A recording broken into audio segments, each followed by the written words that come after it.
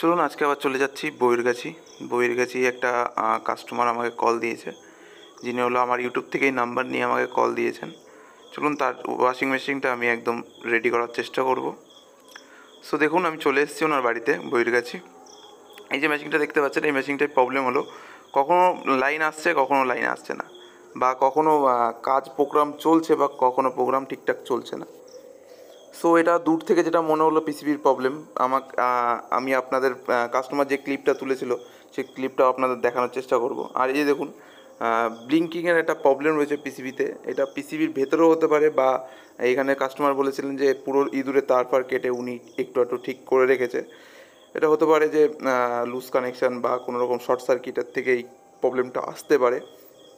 চলুন দেখা যাক কী প্রবলেম হয়েছে। এই দেখুন, আমি সব কিছু দেখিয়ে দিচ্ছি। আর এই যে 3 নম্বর যে লাইটটা, সেটা কেটে গেছে।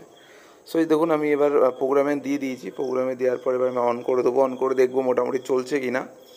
কারণ দেখুন, আমি আমার প্রসিডিয়ারটা ফলো করব, যেটা আমার মনে হবে। কারণ কাস্টমার যাই বলে থাক না কেন, আমাকে আমার প্রসিডিয়ার অনুযায়ী যেতে হবে।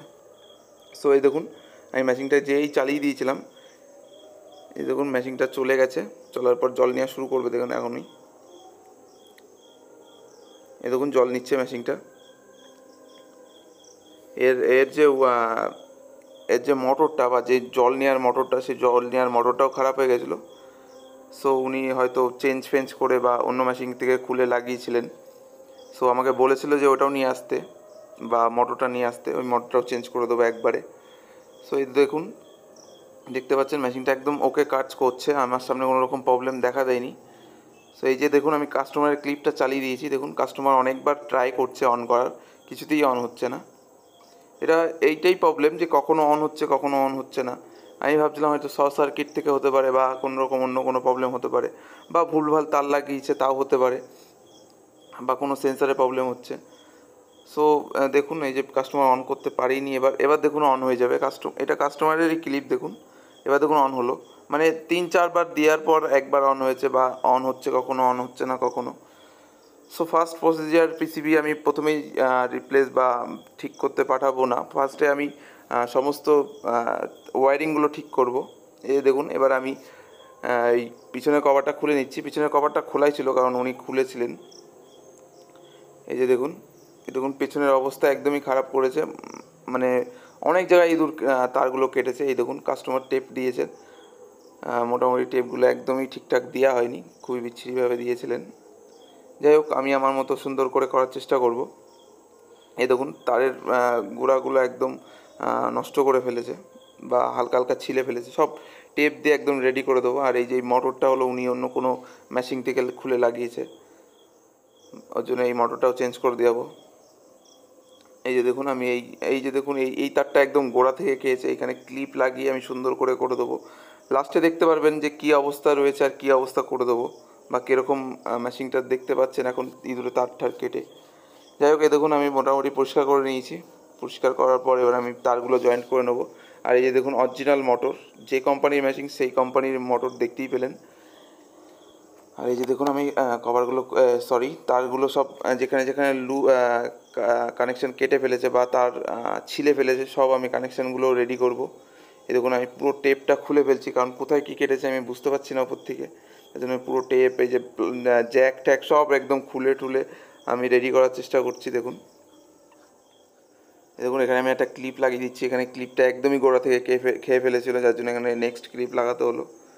যাই হোক, এই যে দেখুন এখানে তারগুলো হালকা হালকা ছিলে ফেলেছে, একদম যে খেয়ে ফেলেছে সেটা না, জাস্ট উপরের যে ইনসুলেশনটা সেটা খেয়ে ফেলেছে। যাই হোক, এবার আমি উপরেরটুক মোটামুটি দেখে নিয়েছি। এবার আমার সন্দেহ হলো যে ভেতরেও কোনো জায়গায় খেয়েছি কি না, আগে সেটা দেখে নেবো। এই দেখুন, আমি পেছনের কভারটার জন্য খুলে নিচ্ছি যে এই তারটা পুরো ঠিকঠাক আছে কি না। সো এই তারটা আমি নিচ থেকে উপর অব্দি দেখলাম, একদম তার ওকে রয়েছে, কোনো রকম কোনো প্রবলেম নেই। মানে এই সব জায়গাতে ইঁদুর আসেনি, শুধু ওই উপরে ওই জায়গাটা খেয়েছে। আর এই কাস্টমার এই পেছনেরটুকু খুলেছিলেন, তাই জন্য এই যে যেটা হলো আর্থিংয়ের তার, সেটাও ভুল লাগিয়েছেন। যাই হোক, এই যে আমি লাইট টাইট দিয়ে দেখে নিলাম সব জায়গায় যে কোনো জায়গায় কাটা ফাটা আছে কি না তার। সো কোথাও কাটা টাটা নেই। এই যে দেখুন, আমি সেম কোম্পানির মাল, এই যে দেখুন একদম সিল প্যাক মাল আমি খুলে ওনার লাগিয়ে দেবো। দেখুন, দেখুন আমি ছিঁড়ে নিয়েছি, ছিঁড়ে নিয়ে এবার লাগিয়ে নেবো। দেখুন এটা পুরনো বা অন্য কোনো প্রবলেম ছিল, যার জন্য দেখুন এই মোটরটাও হালকা লুজ লুজ বা পুরনো হয়ে গেছে, তাও হতে পারে। যাই হোক, এই যে দেখুন আমি নতুন মোটরটা বসিয়ে দিলাম। এই দেখুন আমি এক্সট্রা যে তার একটা এমনই খেয়ে ফেলেছিলো বা অনেকগুলো তার খেয়ে ফেলেছিলো, সেই জায়গা আমি নতুন রিপ্লেস করে দিয়েছি তার একেবারে। কারণ সেই টেপ দিলে হয়ে যেত, কিন্তু ওই দুটো একটা তার বা একটুখানি লেগে রয়েছে, ওটা একদমই ভুল কাজ হয়ে যেত। তার জন্য আমি পুরো তার একদম চেঞ্জ করে দিয়েছি। আর এই দেখুন কিছু কিছু কী বলবো, কিছু কিছু জয়েন্টে বা কিছু কিছু এই যে টার্মিনালে রাস্ট হয়ে গেছিলো, সেই রাস্টগুলো আমি ছাড়িয়ে নিয়েছি। ছাড়িয়ে নিয়ে তারপর প্রপারভাবে লাগিয়েছি। এর জন্যও হতে পারে যে প্রবলেম হচ্ছে, ওই যে অন অফের হতেই পারে, কোনো নেই। সো প্রত্যেকটা পদক্ষেপ প্রথমে ফলো করবেন, তারপরেই কাজ করবেন। সো দেখতেই পাচ্ছেন এই যে আমি এই ক্লিপগুলো লাগিয়ে নিলাম নতুন। এই যেটা জল নেওয়ার মোটরটা, সেই মোটরটার যে ক্লিপগুলো, সেই ক্লিপগুলো একদমই নষ্ট হয়ে গেছিলো, তার জন্য আমি ক্লিপগুলো একদম চেঞ্জ করে দিয়েছি। এই দেখুন আমি প্রত্যেক জায়গা টেপ দিয়ে একদম সুন্দর করে যেরকমভাবে কোম্পানির থেকে আসে সেরকমভাবে করে দিয়েছি, একেবারে রেডি। এই জায়গাটার কাজ আমার প্রায় শেষ। এবার আমি জ্যাকগুলো লাগিয়ে নিচ্ছি। এবার দেখুন পুরো কীরকম ছিল তারের অবস্থা, আর কীরকম করে দিয়েছে দেখুন। আশা করছি আপনারা বুঝতে পারছেন। এবার দেখুন আমি পেছনে এইখানের কাজ আমার একদম কমপ্লিট। এবার আমি কভারটা লাগিয়ে দিচ্ছি, কারণ এখানে আমার কোনো রকম কাজ নেই, একদম রেডি হয়ে গেছে। সেই দেখুন আমি কভারটা লাগিয়ে দিয়েছি। এবার নাটটাও লাগিয়ে দেবো। এই দেখুন আমি নাটটা লাগিয়ে দিচ্ছি। এবার আমি সামনের পিসিবিতে চলে যাব।